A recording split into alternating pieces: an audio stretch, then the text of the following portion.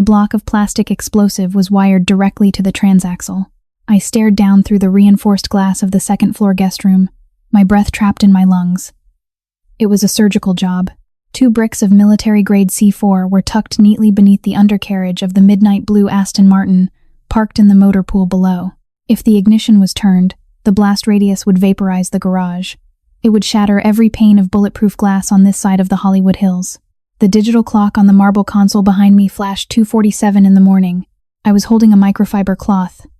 My hands were trembling so violently I could barely feel the fabric. In this house, invisibility was not just a job requirement. It was my only pulse. I was a ghost haunting a glass and steel fortress suspended above the sprawling, neon-drenched grid of Los Angeles.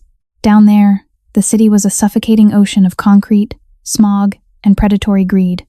Up here, the air was filtered, the floors were heated, and the violence was strictly white-collar. Until tonight, I closed my eyes and pressed my forehead against the cold glass. The phantom weight of a stethoscope hung around my neck, a ghost from a life that no longer existed. 6 months ago, I was a trauma surgery resident at Los Angeles General Hospital. I was 90 days away from holding my medical degree.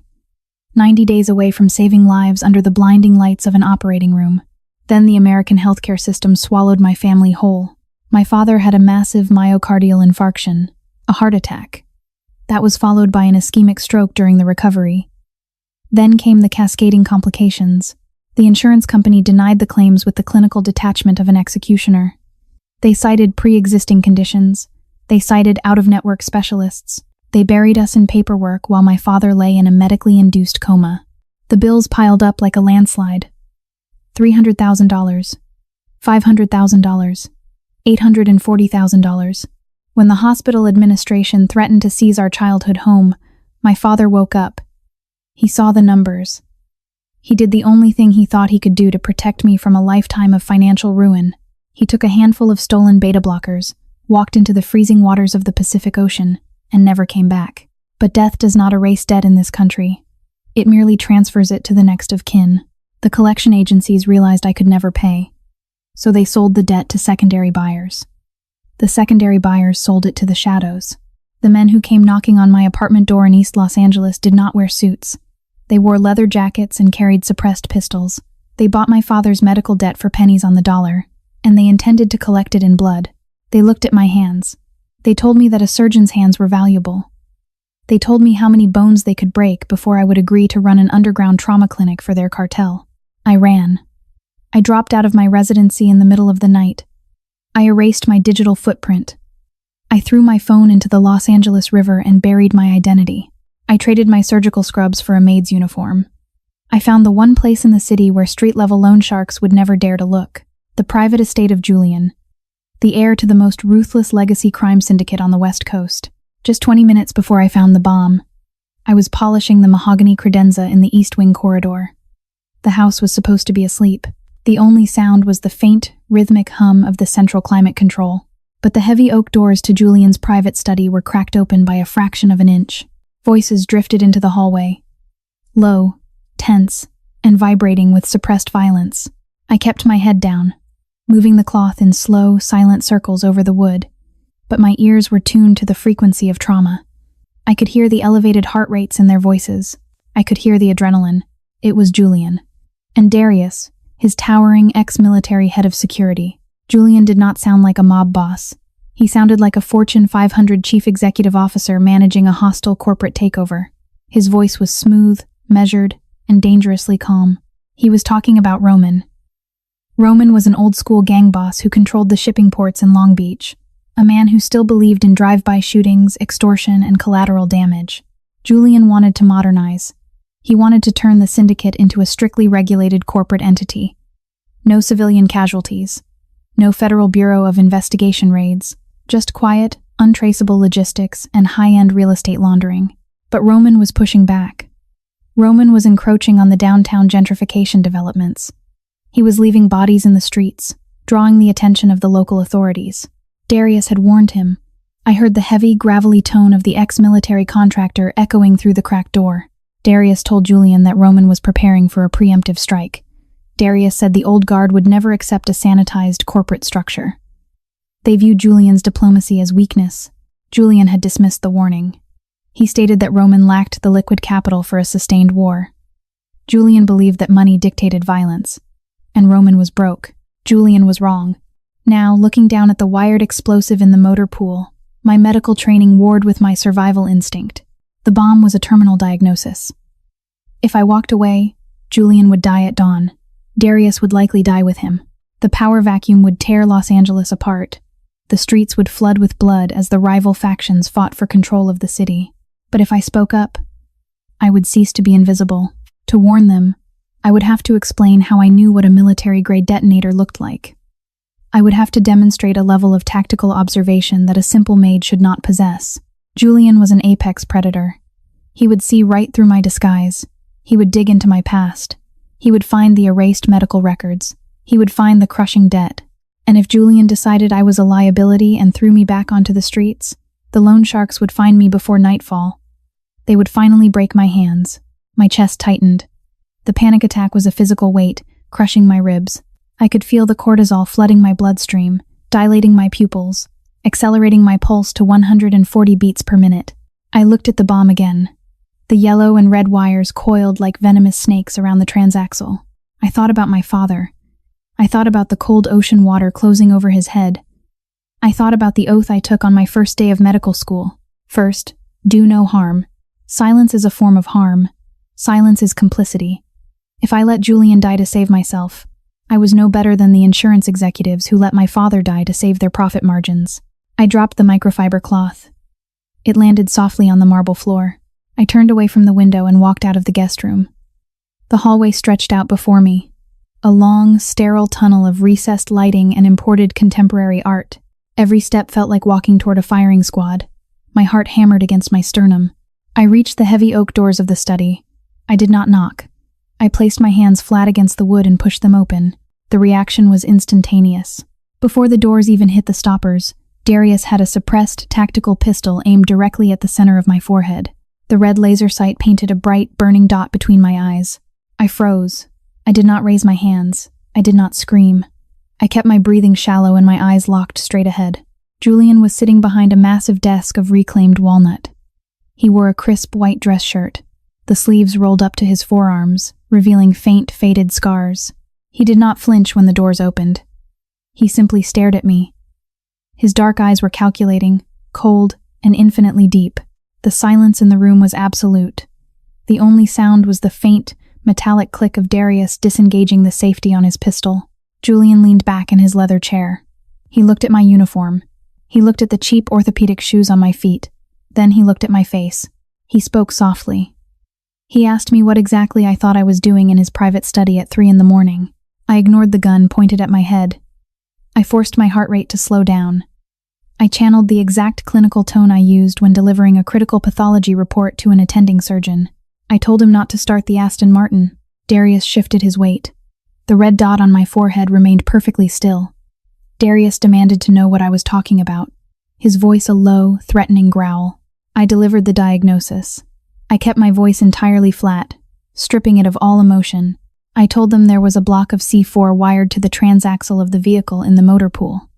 I described the placement of the primary charge. I described the secondary detonator wired directly to the ignition relay. I explained that the blast would be directed upward, specifically designed to penetrate the armored floorboards of the car and vaporize the driver. Julian did not blink. He did not ask how I knew. He did not call me a liar. He simply looked at Darius. Darius lowered the weapon by a fraction of an inch. He tapped his earpiece and ordered the night shift perimeter guards to sweep the motor pool immediately. We waited in agonizing silence. 60 seconds passed. Then 90 seconds. The air in the room grew heavy, suffocating, and thick with tension. The radio on Darius's tactical vest crackled to life. A voice confirmed the package. The guard's voice was shaking. He said it was a professional rig, wired tight to the chassis. Julian exhaled slowly. He looked back at me. The dynamic in the room shifted instantly. I was no longer a piece of furniture. I was no longer an invisible maid polishing the credenzas. I was an anomaly, and Julian did not tolerate anomalies in his ecosystem. He ordered Darius to lock down the estate. Nobody in, nobody out. He ordered the private bomb squad on retainer to be flown in immediately via helicopter. Then Julian stood up. He walked around the massive desk, closing the distance between us. He was taller than I expected. He smelled of expensive cedarwood and cold, bitter coffee. He stopped just inches away from me, invading my personal space, testing my nerve. He looked down at me. He asked me for my real name. I held his gaze. I told him my name was Harper. He asked where a maid learned to identify military ordnance in the dark. I told him I spent 4 years in emergency trauma wards pulling shrapnel out of gang members. I told him that when you dig enough metal out of human flesh, you learn to recognize the difference between an amateur pipe bomb and a professional assassination attempt. Julian smiled. It was a terrifying, hollow expression that did not reach his eyes. He told me I was no longer a maid. By 5 a.m, the private bomb squad had neutralized the explosive. The sun began to bleed over the jagged skyline of Los Angeles, casting long, bruised shadows across the Hollywood Hills. The thick smog caught the morning light, turning the horizon into a toxic, beautiful haze of orange and violet. I was sitting at the granite island in the massive industrial kitchen. I was still wearing my uniform, but Darius had handed me a mug of black coffee. It was a silent acknowledgement of my new status. I was alive. For now. Julian walked into the kitchen. He dropped a sleek, black tablet onto the granite counter in front of me. The screen displayed a breaking news report from a local Los Angeles television affiliate. The headline was stark, written in bold red letters. Roman was dead. At 4:15 in the morning, Roman had stepped out of a private underground club in downtown Los Angeles. He had gotten into his heavily armored sport utility vehicle. The moment he turned the key, the vehicle detonated. The news helicopter footage showed a smoking crater in the middle of the street. The blast had shattered the windows of 3 adjacent office buildings. The vehicle was reduced to a twisted, burning skeleton of blackened steel. I stared at the wreckage on the screen. The explosive signature was identical to the bomb in our motor pool. The upward trajectory, the total vaporization of the cabin. Julian poured himself a glass of iced water. He leaned against the counter, his face a mask of cold, calculating fury. He said it was a coordinated strike. Someone had tried to decapitate the 2 most powerful syndicates in Los Angeles on the exact same night. Darius entered the room, his heavy tactical boots thudding against the imported tile. He looked at Julian, his jaw clenched tight. Darius said Roman's surviving crew was already blaming them. The streets were going to ignite by nightfall. The old guard wanted blood for blood. Julian shook his head. He took a slow sip of water. He said Roman was a dinosaur, but he was not the target. They were both targets. Someone was clearing the board. Someone was trying to create a massive power vacuum in the city. Julian looked at me, his dark eyes locked onto mine with an intensity that made my skin crawl. He said whoever planted the bomb in his motor pool had bypassed a $50 million security system. They had bypassed the thermal cameras on the perimeter wall. They had bypassed the biometric locks on the garage doors. That meant it was an inside job. Julian slid the tablet across the granite, stopping it inches from my coffee mug. He opened a secure, encrypted file directory. He told me I had a diagnostic mind. He told me I saw the hidden fractures that other people missed. He wanted me to look at the personnel files of his entire organization. He wanted me to treat his syndicate like a dying patient. He wanted me to find the cancer. I stared at the glowing screen. The weight of the moment pressed down on my shoulders, heavy and suffocating. I was crossing a line. I was stepping out of the shadows and directly into the crosshairs of a shadow war. But I had no choice. My survival was now inextricably tied to Julian's survival. If he fell, I fell with him. I pulled the tablet closer. I opened the first folder. I treated the syndicate exactly like a patient presenting with multiple organ failure. I ignored the obvious symptoms. I ignored the loud, aggressive enforcers. I looked for the underlying pathology. I looked for the quiet rot. I spent 3 hours cross-referencing security logs, financial disclosures, and encrypted communication metadata. The Los Angeles sun climbed higher, baking the massive glass walls of the mansion. The air conditioning hummed, fighting against the rising heat of the day. I looked at the perimeter guards. I looked at the logistics managers. I looked at the offshore accountants. I found the first anomaly in the logistics department. Her name was Fiona. She was a mid-level manager responsible for routing untraceable shipments through the port of San Pedro. Her file was spotless. She had been with Julian for 6 years. No disciplinary actions. No missed shipments. But her bank records showed a sudden, massive withdrawal 3 weeks ago. It was not a purchase. It was a wire transfer to a private pediatric oncology clinic in Switzerland. I dug deeper into her medical insurance claims. Fiona had a 7-year-old daughter. The daughter had been diagnosed with aggressive acute lymphoblastic leukemia. The Swiss clinic was highly exclusive. They demanded cash upfront for experimental treatments that American insurance companies refused to cover. But Fiona had not just paid the clinic. She had moved her daughter to a secure, unlisted medical facility outside of the city. She was hiding her. Fiona was being coerced. Someone had found out about her daughter's illness. Someone had threatened the child to get the security codes for the motor pool. But Fiona did not have the clearance to disable the biometric locks. She only had the gate codes for the delivery trucks. Someone higher up the chain of command had to open the digital doors. I traced the server access logs for the exact window of time the bomb was planted. 2 a.m. The logs had been scrubbed. It was a professional, military-grade wipe, but a wiped log leaves a negative space, a shadow in the data. In medicine, when a tumor hides behind healthy tissue, you look for the displacement of the surrounding organs. I looked for who had the administrative privileges to authorize a system diagnostic at 2 a.m. A diagnostic that effectively blinded the thermal cameras for exactly 4 minutes. There was only one name with that level of clearance. Silas, Julian's most trusted financial advisor. The man who managed the syndicate's legitimate real estate holdings. The man who washed the blood money through shell companies and offshore trusts. I opened Silas's recent activity file. He had been pushing Julian to invest heavily in a massive, multi-billion-dollar gentrification project in East Los Angeles. It was a project backed by a coalition of ruthless corporate real estate developers. Developers who wanted to bulldoze the low-income neighborhoods and build luxury high-rises. I pushed the tablet away. The glass was warm beneath my fingertips. I looked up at Julian. He was watching me from across the kitchen, his arms crossed over his chest, his eyes burning with quiet, terrifying intensity. I delivered the diagnosis. I told him Fiona was the breach, but Silas was the architect. I explained the coercion of the sick child. I explained the negative space in the server wipe. I explained the corporate real estate connection in East Los Angeles. Julian did not shout. He did not throw his glass against the wall. His reaction was far more chilling.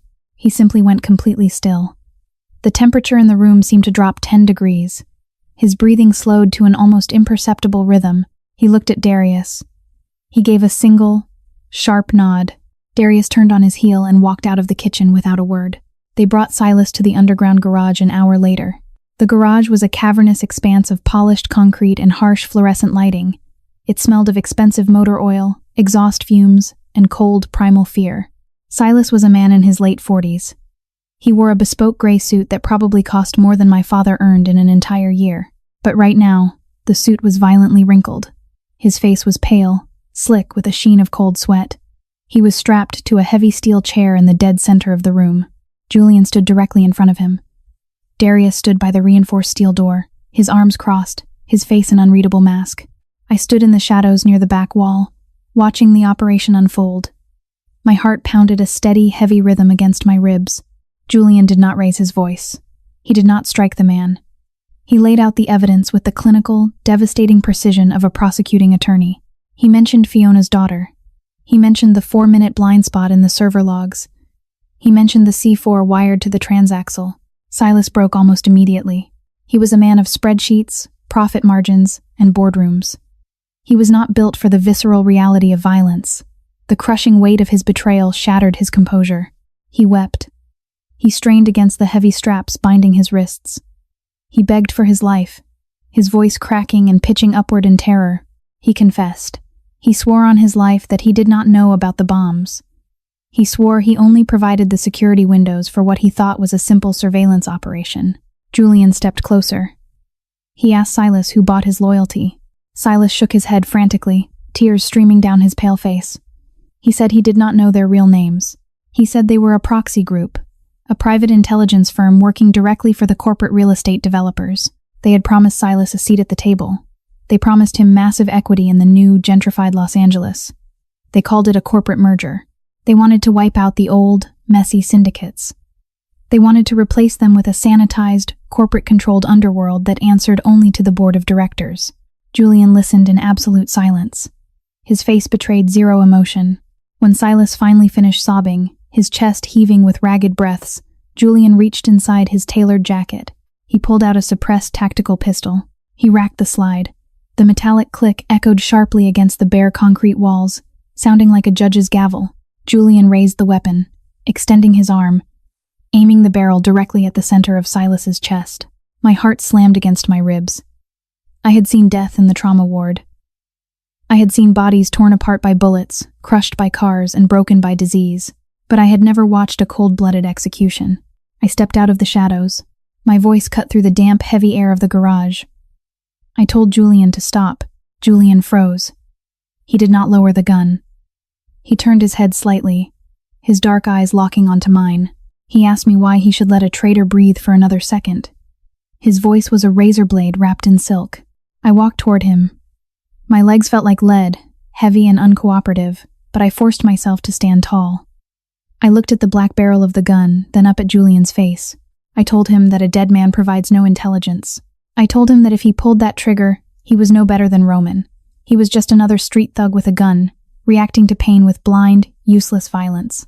I reminded him of what I heard in the hallway outside his study. I reminded him that he claimed he wanted to build something different. A regulated system. A smarter, cleaner syndicate.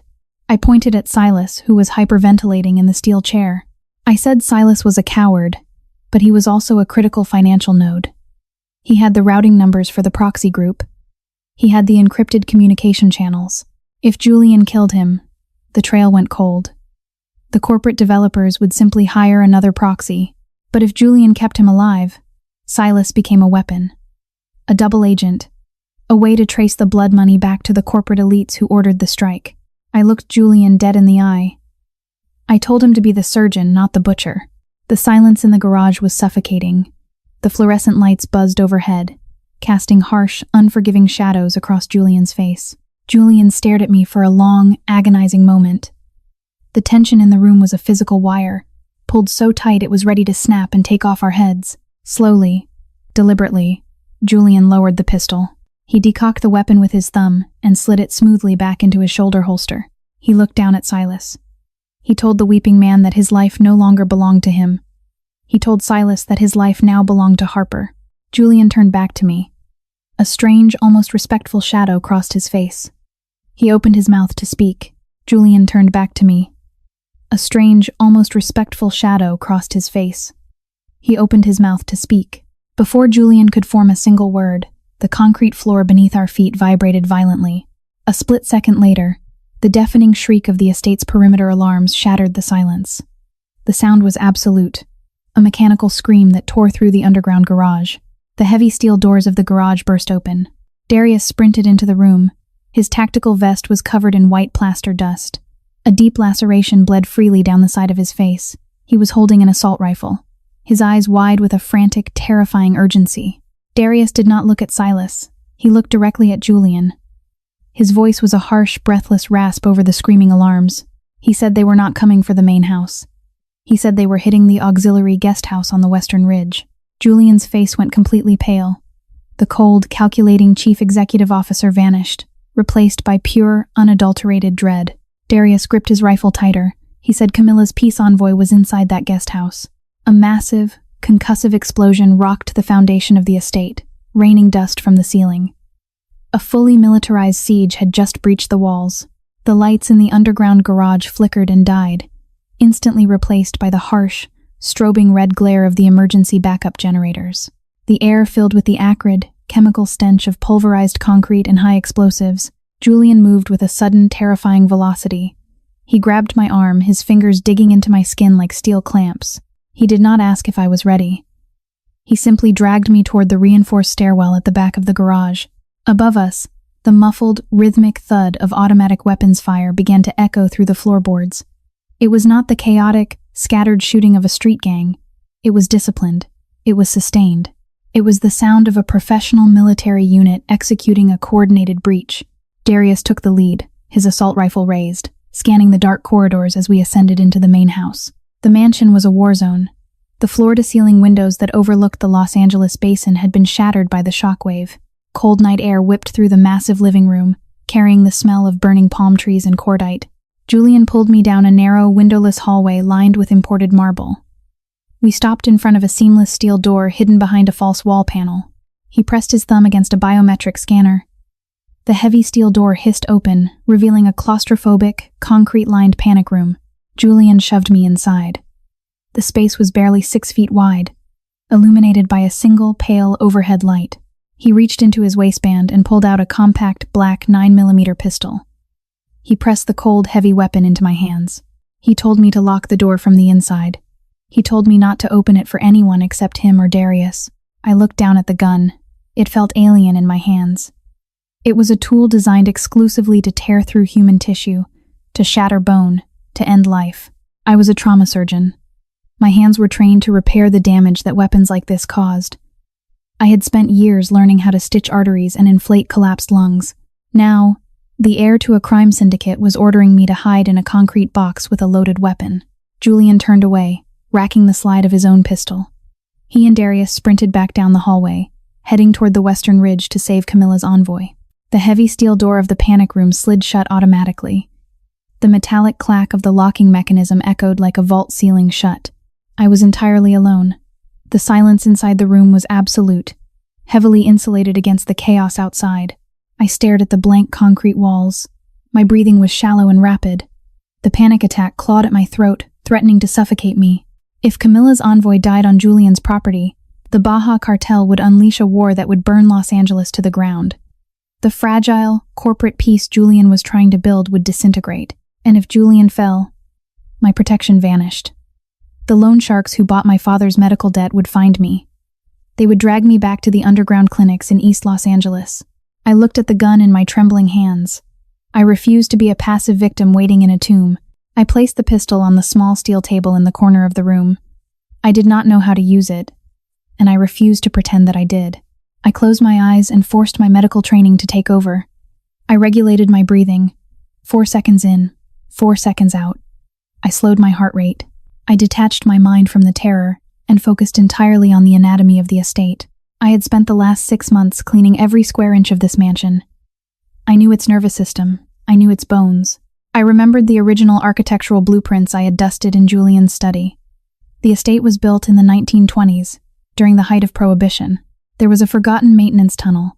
It housed the primary water lines and heavy electrical conduits, connecting the basement of the main house directly to the foundation of the western guest house. I opened my eyes. I looked at the heavy ventilation grate set low into the concrete wall of the panic room. I dropped to my knees and pulled a small, flathead screwdriver from the pocket of my maid's uniform. I always carried it to fix loose cabinet hinges. I jammed the metal tip into the painted screws of the grate. I twisted with all my strength. The old metal groaned, resisting for a moment before giving way. I pulled the heavy iron grate aside, exposing a pitch-black, narrow shaft. A wave of cold, damp air washed over my face, smelling of rust and ancient earth. I did not hesitate. I crawled into the darkness. The tunnel was barely wide enough for my shoulders. I had to drag myself forward on my elbows and knees, the rough concrete tearing through the thin fabric of my uniform. Total sensory deprivation took hold. I could not see my own hands in front of my face, but I could feel the battle raging above me. The earth vibrated with every detonation. The deep, percussive thumps of grenades shook dust loose from the ceiling of the tunnel, coating my hair and lungs. I crawled for what felt like an eternity. My knees were bleeding. My elbows were bruised. The air grew thicker, heavier, and increasingly difficult to breathe. Finally, my hands brushed against a vertical metal ladder. I gripped the rusted rungs and pulled myself upward. My head bumped against a wooden trapdoor. I pressed my palms flat against the wood and pushed. It was heavy, but it yielded. I emerged into the basement of the Western guest house. The room was bathed in the eerie blue glow of multiple tactical monitors. I crouched behind a massive, humming industrial water heater, keeping my breathing completely silent. The basement had been transformed into a makeshift command post. 3 men in heavy, unmarked tactical gear were moving rapidly around a folding table covered in laptops and radio equipment. They wore night vision goggles pushed up on their helmets. They were not street thugs. They moved with the terrifying, synchronized efficiency of private military contractors.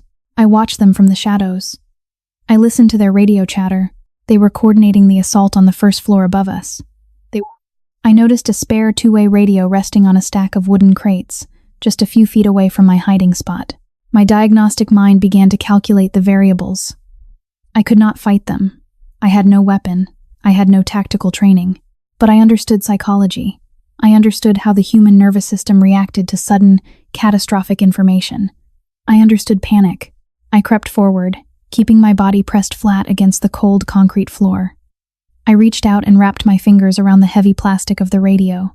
I pulled it back into the shadows. I looked at the frequency dial. It was set to the open tactical channel the mercenaries were using. I closed my eyes. I needed to sound authoritative. I needed to sound like an Overwatch commander monitoring the perimeter. I pressed the transmission button.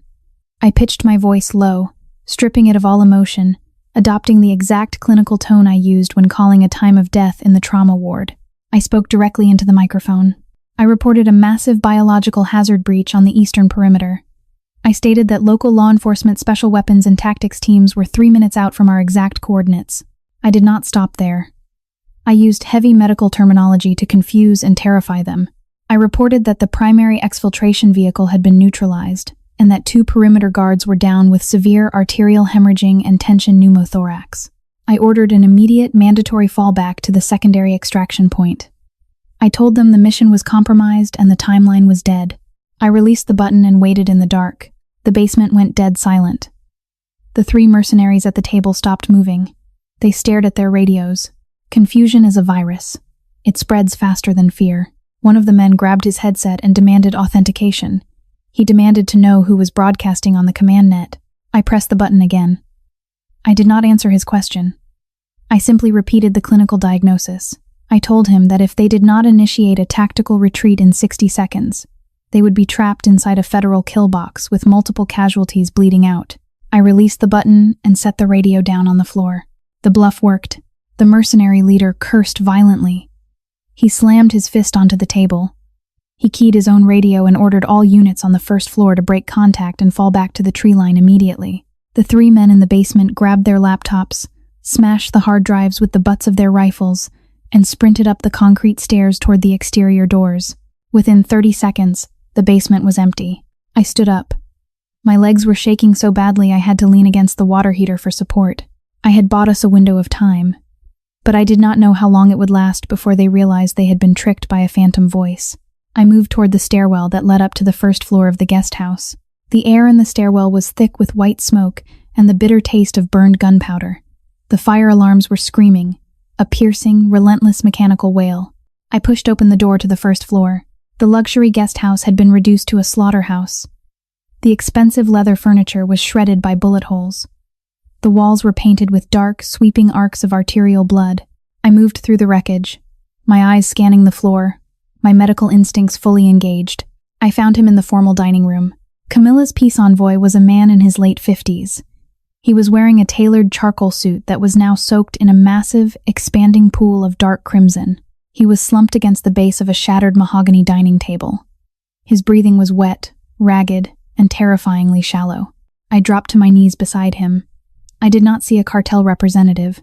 I saw a failing biological system. I ripped open his ruined suit jacket and shirt, exposing his chest and abdomen. I performed a rapid trauma assessment. He had taken 2 rounds. The first bullet had struck his upper right thigh. It had missed the bone but nicked the femoral artery. The blood was pulsing out in weak, rhythmic spurts, matching his failing heart rate. The second bullet had struck his upper right chest, just below the clavicle. I leaned my ear close to his mouth. I could hear the horrifying, hollow sucking sound with every agonizing breath he took. It was a tension pneumothorax. The bullet had punctured his lung. Every time he inhaled, air was trapped inside his chest cavity. The pressure was building rapidly, crushing his healthy lung and pushing his heart out of alignment. If I did not decompress his chest in the next 3 minutes, he would go into cardiac arrest. I looked around the ruined dining room. I had no surgical kit. I had no sterile instruments. I had no anesthesia. I saw a heavy canvas medical bag lying near the doorway. One of the mercenaries must have dropped it during their panicked retreat. I scrambled across the blood-slicked hardwood floor and tore the bag open. It was a standard combat lifesaver kit. It had bandages, tourniquets, and a few basic trauma supplies. I grabbed a heavy, military-grade tourniquet and a 14-gauge decompression needle sealed in a hard plastic tube. I crawled back to the envoy. His eyes were rolling back into his head. His lips were turning a pale, oxygen-starved blue. I wrapped the tourniquet high and tight around his right thigh, just above the gunshot wound. I twisted the windlass rod with brutal force, ignoring his weak groan of pain. I locked the rod into place. The arterial bleeding slowed to a dark trickle. Now came the hard part. I ripped the plastic packaging off a sterile chest seal. I wiped the slick blood away from the bullet hole in his chest and slapped the adhesive seal over the wound, stopping the outside air from entering the cavity. But the trapped air was still inside, crushing his heart. I uncapped the 14-gauge needle. It was 3.5 inches long, thick, and terrifyingly sharp. I found his second intercostal space, right in the middle of his collarbone. I placed the tip of the needle against his skin. I took a deep breath, locked my wrist, and drove the needle straight down into his chest cavity. A loud, sharp hiss of escaping air filled the room, smelling of copper and raw tissue. The pressure inside his chest equalized instantly. The envoy gasped, a huge, desperate intake of oxygen. His eyes snapped open, wide with shock and agony. I left the plastic catheter in his chest to keep the airway open and pulled the metal needle out. Suddenly, the heavy oak doors of the dining room were kicked open. Julian and Darius burst into the room, their weapons raised, their faces covered in sweat and plaster dust. They froze. They stared at me. I was kneeling in a pool of blood, my hands stained crimson up to the wrists, holding a bloody decompression needle. The envoy was breathing steadily beneath me. Julian lowered his weapon. His eyes moved from the envoy's stabilized chest to my face. The look of absolute shock on his features was unmistakable. He had hired a maid. He had found a trauma surgeon. I did not have time for his realization. I looked at Julian and barked an order. I told him to get over here and applied direct, two-handed pressure to the femoral artery wound. I told him the tourniquet was holding, but the envoy needed manual compression to prevent further volume loss. Julian did not hesitate. The chief executive officer of the Los Angeles underworld dropped to his knees beside me and pressed his hands exactly where I told him to. Darius did not join us. He was sweeping the perimeter of the room, his tactical flashlight cutting through the thick smoke. Suddenly, Darius stopped. He was staring at the base of a massive, load-bearing concrete pillar near the shattered windows. Darius's voice was a low, terrifying whisper. He told Julian to look at the pillar. I turned my head. Strapped to the concrete was a massive, brick-like package wrapped in black tape. Thick bundles of red and yellow wire snaked out of the package, connecting to a digital receiver. It was not a simple breach charge. It was a structural demolition rig. Darius moved rapidly to the next pillar. Another package. He checked the far wall. Another package. The mercenaries had not just come to kill the envoy. They had rigged the entire foundation of the guest house with military-grade C4. Darius looked at the digital timer wired to the primary charge. The red numbers were counting down, 28 minutes and 40 seconds. Darius looked at Julian. He said the charges were placed on the critical load-bearing columns. If they detonated, the guest house would not just collapse. The concussive force would trigger a massive landslide on the western ridge. The landslide would take the main mansion, and everyone inside it, straight down the canyon. Julian's hands were covered in the envoy's blood. He looked at Darius, his jaw clenched tight. He asked if Darius could disarm it. Darius shook his head. He said it was a daisy-chained network. If he cut the wrong wire on one charge, the failsafe would detonate the entire grid instantly. The only way to stop the countdown was to find the master detonator, the central computer that was broadcasting the signal to the charges. I stood up. My knees cracked in the quiet room.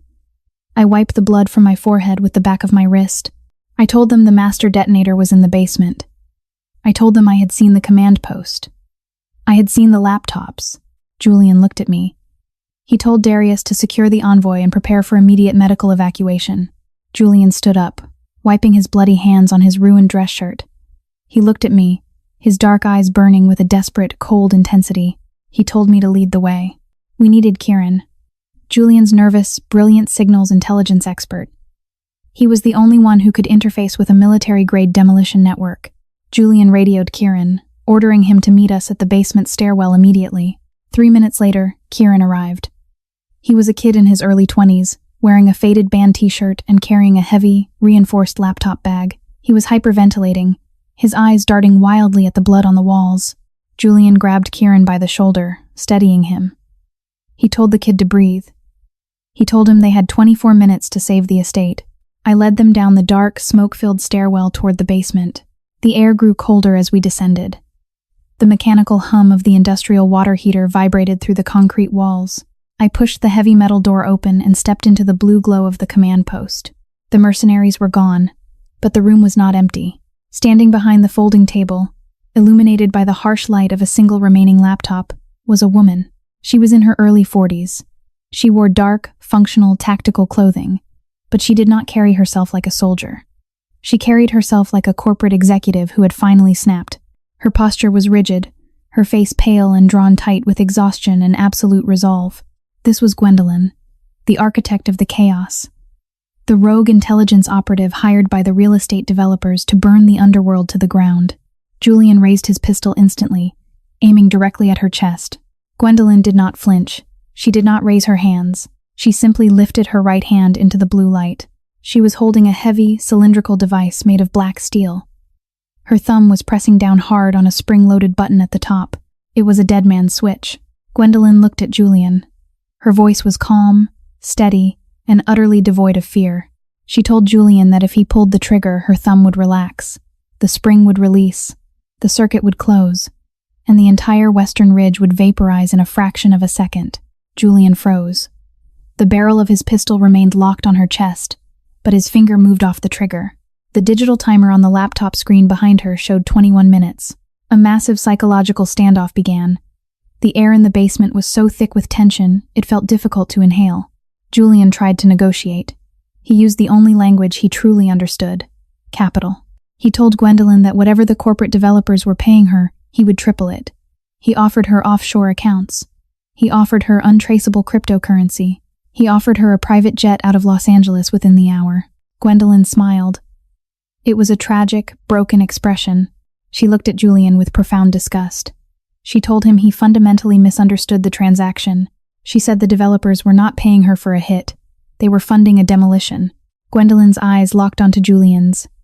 She began to speak, her voice echoing off the cold concrete walls.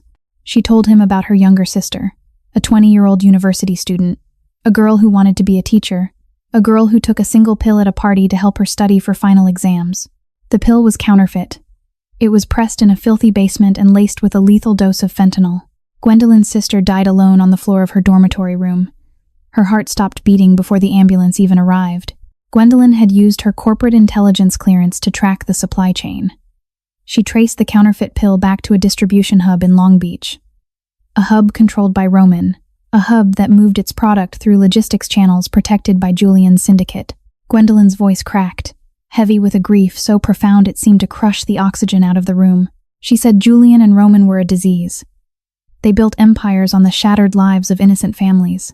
They wore expensive suits and called themselves businessmen, but they were just parasites feeding on the vulnerable. She wanted to burn the entire ecosystem to ash. She wanted Julian to watch his empire collapse before he died in the rubble. Julian stood perfectly still. His negotiation had failed. He had no leverage. He could not shoot her, and he could not buy her. The timer ticked down to 18 minutes. I looked at Gwendolyn. I looked at the dead man's switch trembling slightly in her grip. I saw the exhaustion in her eyes. I saw the crushing weight of her trauma. I knew that weight. I carried it every single day. I stepped out from behind Julian.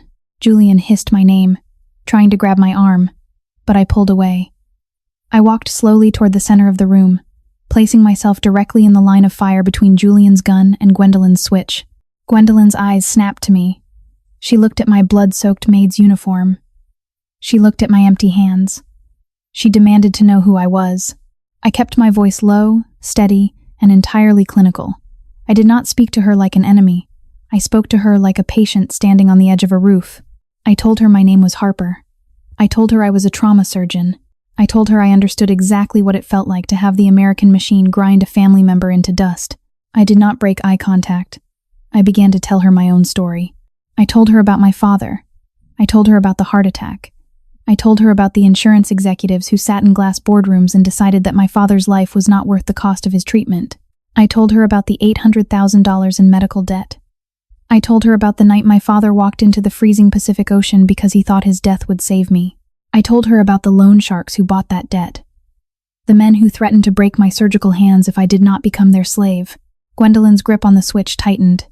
She told me that my story only proved her point. She said the underworld was a cancer that needed to be eradicated. I took another step closer. The timer on the laptop showed 14 minutes. I shook my head. I told Gwendolyn she was looking at the wrong tumor. I asked her who was funding this siege. I asked her who provided the millions of dollars required to hire a private military company, purchase military-grade C4, and bribe the local authorities to look the other way. Gwendolyn hesitated. She said it was a coalition of real estate developers. I raised my voice, letting the clinical detachment crack, letting my own suppressed rage bleed into the room. I told her those developers were the exact same corporate predators who owned the insurance companies that killed my father. I told her they were the exact same billionaires who lobbied to keep healthcare tied to employment, forcing people into poverty. They were the ones who gentrified neighborhoods, driving desperate people into the streets, creating the exact conditions of poverty and despair that fueled the drug trade. I pointed a bloody finger at the laptop behind her. I told Gwendolyn she was not an avenging angel. She was a corporate hitman. I told her that if she released that switch, she was not honoring her sister. She was doing the dirty work for the billionaires who wanted to bulldoze low-income housing to build luxury Olympic stadiums. I told her she was becoming the exact monster she hated. She was killing innocent people like Camilla's envoy upstairs for a hollow, manipulated vengeance. The basement was dead silent. The only sound was the hum of the servers and the rapid, ragged breathing of the woman holding the detonator. Gwendolyn stared at me. Her eyes were wide, shining with unshed tears. The absolute certainty that had armored her face began to fracture. She looked down at the dead man's switch in her hand. Her thumb was trembling violently. The spring mechanism groaned under the shifting pressure. I took the final step. I was now standing inches away from her. I could smell the cold sweat on her skin. I raised my blood-stained hands. I moved slowly, telegraphing every millimeter of my movement. I placed my hands gently over hers. Her skin was freezing cold. I looked deep into her eyes. I dropped my voice to a soft, resonant whisper. I told her that the people who killed her sister deserved to burn. But this was not the fire that would cleanse the city. This was just another corporate transaction. I told her to let me help her dismantle the real machine. Gwendolyn let out a shattered, agonizing sob.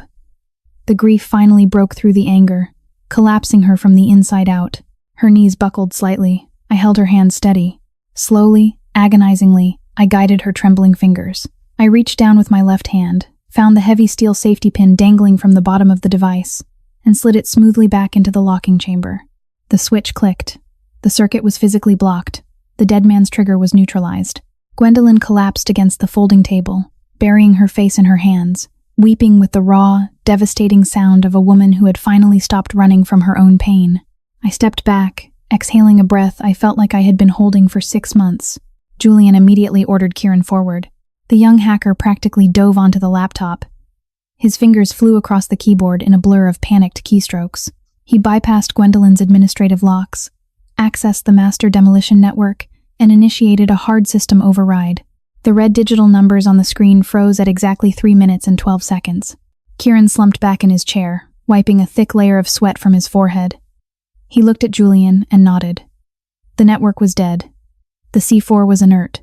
The threat was over. The adrenaline crash hit me like a physical blow. My vision blurred at the edges. The exhaustion seeped into my bones, heavy and suffocating. I turned and walked away from the table. I did not look at Julian. I did not look at Darius. I just walked up the concrete stairs, leaving the basement behind.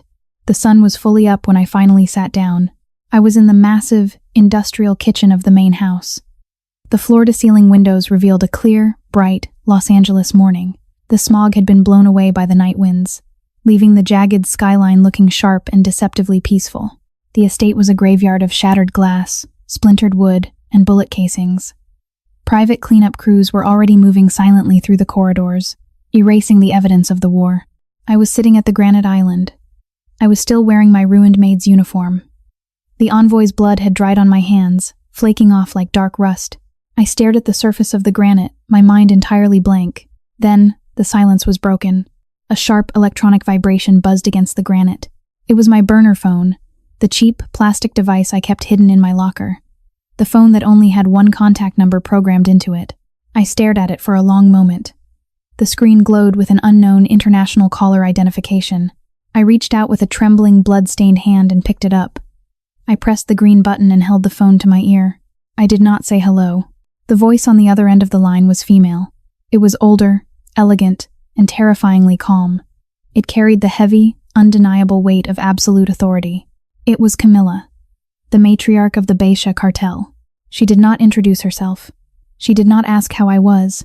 She spoke with the slow, measured cadence of a sovereign issuing a decree. She told me that her envoy was alive and resting in a secure surgical facility. She told me that the doctors informed her about the makeshift chest decompression that saved his life. She paused. The silence on the line was heavier than the gravity in the room. Camilla told me that her family owed me a debt, and her family always paid their debts. She said a black car was waiting at the bottom of the Hollywood Hills. She told me I was going to help them rewrite the rules of Los Angeles. The line went dead. The dial tone hummed against my ear, a flat, endless frequency. I lowered the plastic burner phone to the granite counter. My hands were still stained with the dried, flaking blood of the man I had just saved. I looked out the shattered floor-to-ceiling windows of Julian's kitchen. The morning sun was climbing higher, burning away the coastal fog, illuminating the sprawling, concrete grid of the city below. For 6 months, I had looked at that city as a prison, a labyrinth of debt, fear, and loan sharks waiting to break my hands. I had made myself invisible to survive it, but invisibility was no longer an option. The shadows had been stripped away by high explosives and corporate mercenaries. I walked out of the kitchen. I did not change my clothes. I did not wash my hands. I walked past the private security contractors who were sweeping up the shattered glass. They stopped and stared at me. They looked at the blood on my uniform. They stepped out of my way. I walked out the front doors of the estate, past the scorched crater in the motor pool, and began the long descent down the winding asphalt of the Hollywood Hills. The air smelled of eucalyptus and burned rubber. The manicured lawns of the ultra-rich sat in stark, silent contrast to the violence that had just occurred. At the base of the canyon road, idling quietly in the shade of a massive oak tree, was a black, armored sport utility vehicle. Its windows were tinted so dark they looked like obsidian. A man in a tailored charcoal suit stood by the rear passenger door. He did not speak. He simply opened the door and waited. I climbed inside. The interior smelled of expensive leather and cold air conditioning. The door closed behind me with the heavy, airtight thud of a bank vault. We drove in absolute silence. We bypassed the congested freeways and took the surface streets, moving deeper into the heart of downtown Los Angeles. I watched the city roll past the tinted glass. I saw the hyper-gentrified coffee shops pressing up against the sprawling, desperate homeless encampments. I saw the extreme, sickening wealth inequality that defined this city. It was a city dying of a systemic infection. The symptoms were everywhere, but the people in power only ever treated the surface wounds. The vehicle pulled into the subterranean parking garage of a massive, half-finished commercial skyscraper. It was a monument to corporate greed, a skeleton of steel and concrete that had been abandoned when the zoning permits were tied up in litigation. The driver escorted me to a freight elevator. He pressed the button for the top floor. The ascent was slow. The mechanical grinding of the elevator gears echoed in the empty shaft. My heart rate remained steady. The panic that used to paralyze me was gone, burned away by the sheer exhaustion of the long night. The elevator doors opened onto the 75th floor. It was a massive, open-air expanse of raw concrete. There were no walls, there were no windows. The wind howled through the steel support beams, carrying the distant, muffled roar of the city traffic far below. In the center of the concrete floor, a long, heavy wooden table had been set up. Sitting at the head of the table was Camilla. She was a woman in her late 60s, dressed in an immaculate, cream-colored silk suit. Her silver hair was pulled back into a severe, elegant knot. She did not look like a cartel matriarch. She looked like a head of state. Standing behind her were 4 heavily armed men, their faces completely unreadable. To her right sat Julian.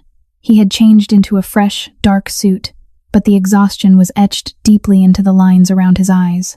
Darius stood behind him, a fresh white bandage taped over the laceration on his face. To Camilla's left sat 3 men I did not recognize, but I knew who they were. They were the surviving lieutenants of Roman's faction, the Old Guard, the men who controlled the ports and the street-level distribution.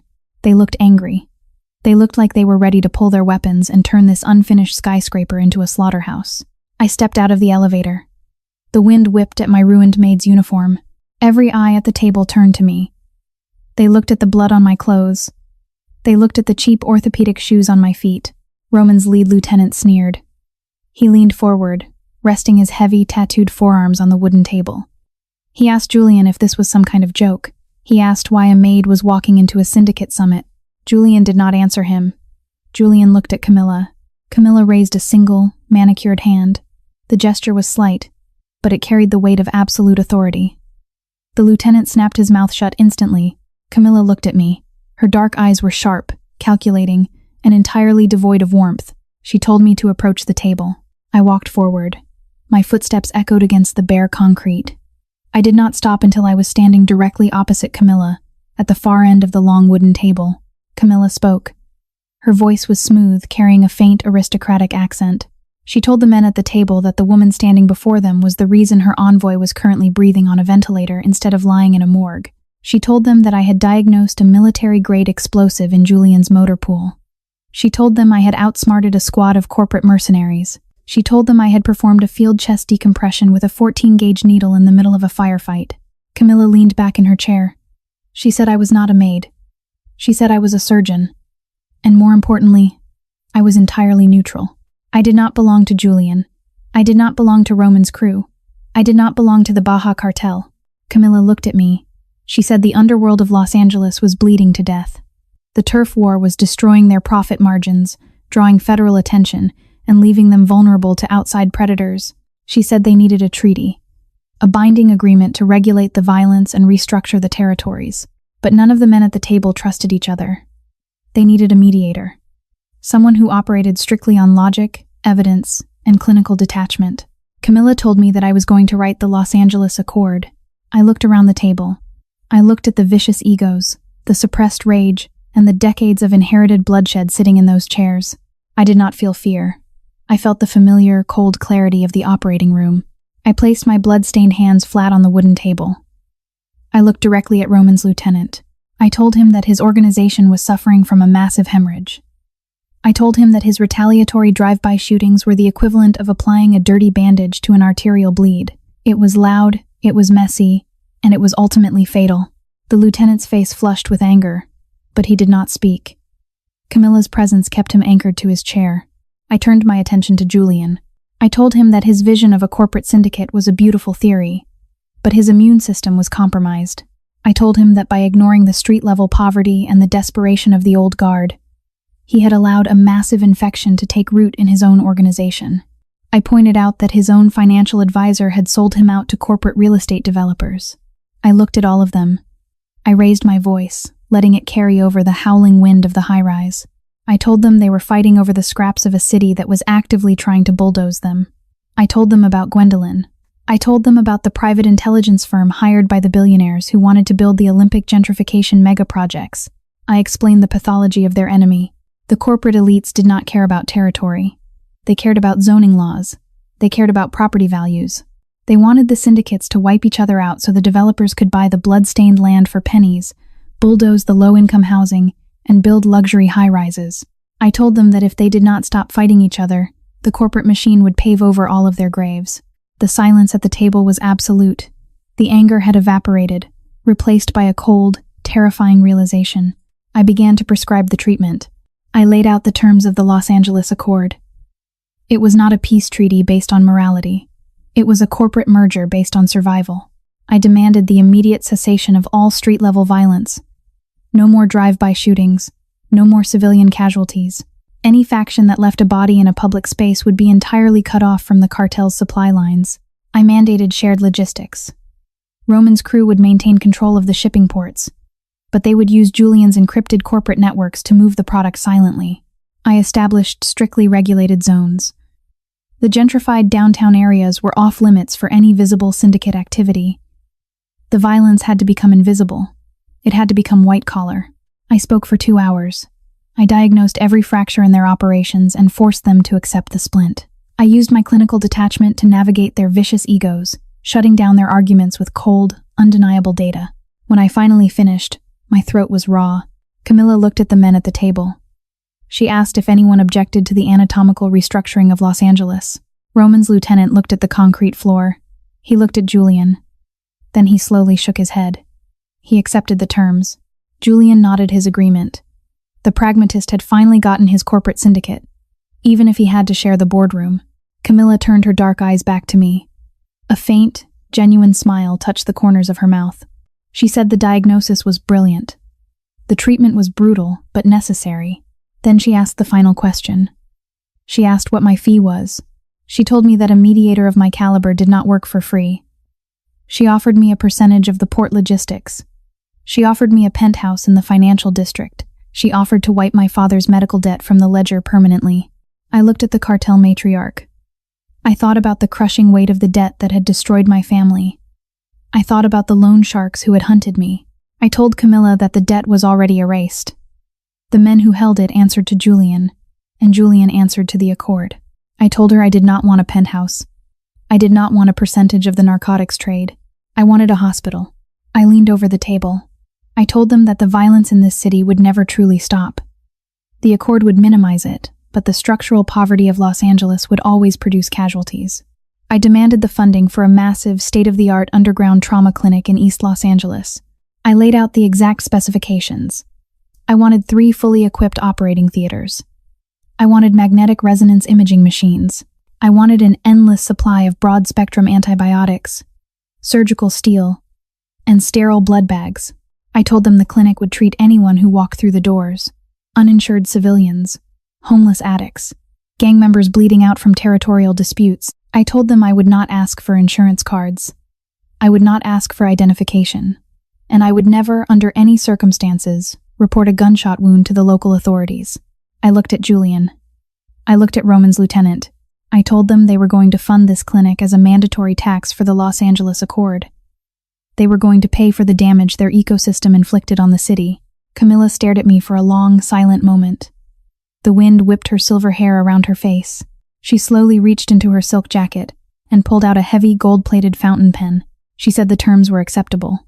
The Los Angeles Accord was ratified. But the surgery was not over. We had stabilized the underworld, but we still had to excise the corporate tumor that had tried to kill us all. The truth behind Gwendolyn's funding was the key. Gwendolyn was currently sitting in a federal holding cell. She had surrendered to the authorities after the siege at the guest house. She was facing multiple life sentences for domestic terrorism, but Gwendolyn was a rogue intelligence operative. She knew how to build a narrative. She just needed the evidence. Julian's hacker, Kieran, had spent the last 48 hours dissecting the encrypted hard drives we recovered from Silas, the traitorous financial advisor. Kieran had found the routing numbers. He had found the offshore shell companies. He had found the direct digital paper trail connecting the private military mercenaries to a coalition of the most powerful politicians and real estate developers in California. We did not assassinate the developers. That would have violated the very accord I had just written. Instead, we used their own system against them. We anonymously leaked the entire encrypted dossier to Gwendolyn's federal public defender. We gave her the exact financial records proving that the billionaires had funded a massive, lethal strike on American soil, just to clear the slums for their Olympic gentrification project. Gwendolyn took a plea deal. She stood up in a massive, highly publicized federal courtroom and burned the legitimate elites to the ground. The trial was a media spectacle that paralyzed the city for months. The television networks broadcast the hearings 24 hours a day. The public watched in absolute horror as the polished, smiling politicians and the visionary chief executive officers were dragged into the light. The legitimate elites were revealed to be far more ruthless than the mob bosses they claimed to despise. Julian and Roman fought over city blocks. The developers were willing to slaughter hundreds of innocent people just to increase their quarterly profit margins. The federal indictments came down like a hammer. The politicians were stripped of their offices. The real estate moguls were arrested on charges of racketeering, conspiracy to commit murder, and domestic terrorism. The multi-billion-dollar Olympic gentrification project collapsed overnight. The zoning laws were frozen. The bulldozers were halted. The corporate predators had tried to engineer a power vacuum in the underworld. Instead, they had engineered their own destruction. And through it all, the Los Angeles Accord held. The violence in the city dropped drastically. The drive-by shootings ceased. The collateral damage disappeared. The syndicates operated in the shadows, bound by the clinical, ruthless logic of the treaty I had forced upon them. 6 months later, I was standing under the blinding, sterile lights of an operating room. It was not a hospital. It was the basement of an abandoned textile factory in East Los Angeles. The walls were lined with thick, soundproofing foam. The air was heavily filtered and smelled sharply of iodine, bleach, and metallic blood. I was wearing dark blue surgical scrubs. My hair was tied back tightly beneath a sterile cap. A blue surgical mask covered the lower half of my face. I was holding a scalpel. Lying on the operating table in front of me was a 19-year-old kid. He had a massive, jagged laceration across his abdomen, the result of a dispute over a stolen catalytic converter that had escalated into a knife fight. He had no health insurance. If he had gone to a legitimate emergency room, he would have been arrested the moment he was stabilized. Instead, he was here, in my clinic. I worked with mechanical precision. I clamped the severed blood vessels. I irrigated the wound cavity with sterile saline. I used a curved needle to suture the torn muscle tissue, my hands moving with a fluid, practiced grace. The panic that used to haunt my hands was completely gone. I was in total control of the anatomy. My small staff of underground nurses moved silently around me, anticipating my needs, handing me instruments before I even asked for them. They were medical dropouts, disgraced practitioners, and cartel medics who had found a sanctuary in my clinic. I tied off the final suture and stepped back from the table. I stripped off my bloody latex gloves and dropped them into a biohazard bin. I told the circulating nurse to monitor his vitals and start a heavy course of intravenous antibiotics. I walked out of the operating theater and into the small, concrete-lined office I used as a break room. Sitting in the cheap plastic chair across from my desk was an older man. He wore a tailored tweed suit and wire-rimmed glasses. He looked entirely out of place in the subterranean bunker. He was the chief of surgery at Los Angeles General Hospital, the man who had overseen my residency before I was forced to drop out and disappear. He looked at me as I walked in. He looked at the blood splattered across the front of my scrubs. He did not ask where I had been for the last year. He did not ask why I was running an illegal trauma center funded by syndicate blood money. He knew. Everyone in the upper echelons of the city's medical infrastructure knew about the invisible clinic in East Los Angeles. They knew about the impossible survival rates. They knew about the surgeon who never lost a patient. And they knew that Camilla's cartel had recently made a massive, anonymous, $50 million donation to the pediatric oncology wing of Los Angeles General Hospital. The chief of surgery stood up. He reached into his leather briefcase and pulled out a thick, manila envelope. He placed it on my metal desk. He spoke quietly. He said the hospital administration had reviewed my academic transcripts. He said they had decided to grant me a special exemption for my prolonged absence. He told me that if I signed the paperwork in that envelope, I would be reinstated into the surgical residency program. I would be allowed to finish my final 90 days of clinical rotations. I would finally receive my medical degree. I would be a fully licensed, board-certified trauma surgeon. I stared at the manila envelope. It was the culmination of my entire life's work. It was the dream my father had died to protect. I looked up at the chief of surgery. I asked him if the hospital administration was comfortable with the source of their new pediatric funding. The older man adjusted his glasses. He looked away, his eyes focusing on the blank concrete wall. He said the hospital was in the business of saving lives. He said they could not afford to interrogate the morality of the capital that allowed them to do so. It was the exact same pragmatism that Julian used. It was the exact same logic that governed the Accord. There were no clean hands in America. The entire system was built on a foundation of compromised ethics and buried bodies. The only difference was who wore the suits and who wore the scrubs. I reached across the desk and picked up the envelope. I told the chief of surgery I would see him on Monday morning. He nodded once, turned, and walked out of the underground clinic. Later that night, I stood on the massive, cantilevered balcony of Julian's mansion in the Hollywood Hills. The shattered glass from the siege had long been replaced. The crater in the motor pool had been paved over. The estate was once again a flawless, silent fortress of glass and steel. I was wearing a tailored black suit. The fabric was heavy, expensive, and cut with absolute precision. I leaned against the glass railing, looking out over the sprawling, glittering grid of Los Angeles. The city looked peaceful from up here, millions of lights burning in the dark, hiding the desperate, grinding reality of the streets below. I heard the soft slide of the glass door opening behind me. Julian walked out onto the balcony. He was holding 2 heavy crystal glasses filled with amber liquid. He handed one to me. He stood beside me, looking out at the city he now effectively co-ruled. The Los Angeles Accord had made him richer and more powerful than his father had ever been. He had achieved his corporate syndicate. The violence was regulated. The profits were astronomical. Julian took a slow sip of his drink. He looked at me. His dark eyes were unreadable, but the tension that used to radiate from him was gone. He asked me if I was really going back to the hospital. I took a sip of the bourbon. It burned a slow, warm path down my throat. I told him I was. I told him I was going to finish my degree. Julian turned to face me fully. He leaned his hip against the glass railing. He said the hospital was a cage. He said the legitimate medical system would suffocate me with bureaucracy, insurance claims, and administrative cowardice. He asked me to stay. He did not ask me to be his maid. He did not ask me to be his employee. He asked me to be his partner. He told me that the syndicate needed a moral anchor. He said the accord was fragile, held together only by the fear of my clinical, impartial judgment. He wanted me to stand beside him, to help him govern the shadows of the city permanently. I looked at Julian. I saw the ruthless, calculating apex predator who had almost executed a man in his garage. And I saw the man who had dropped to his knees to compress a bleeding artery because I ordered him to. He was a monster. But he was a monster I had learned to control. I turned my gaze back to the sprawling city. I thought about my father, crushed by a system that viewed his life as a negative asset on a spreadsheet. I thought about Gwendolyn, driven to mass murder by the grief of a poisoned sister. I thought about the corporate billionaires who built their fortunes on the bones of the poor. I realized that innocence was a luxury I could no longer afford. If I walked away entirely, the accord would eventually collapse. The old guard would rise up, the streets would flood with blood again, and the underground clinic would be overwhelmed with casualties. I could not cure the disease of Los Angeles, but I could manage the symptoms.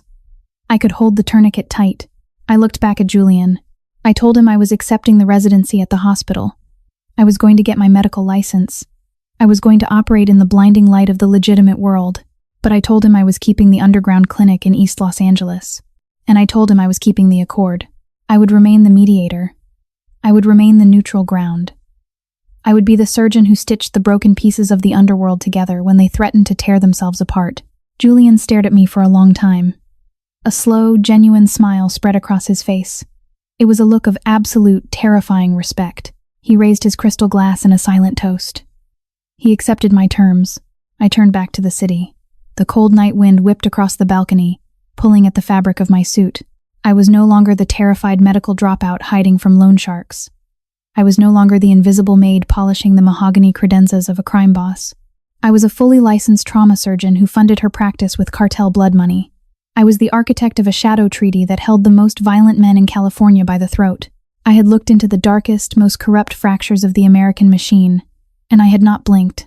I was no longer hiding in the shadows of Los Angeles. I commanded them,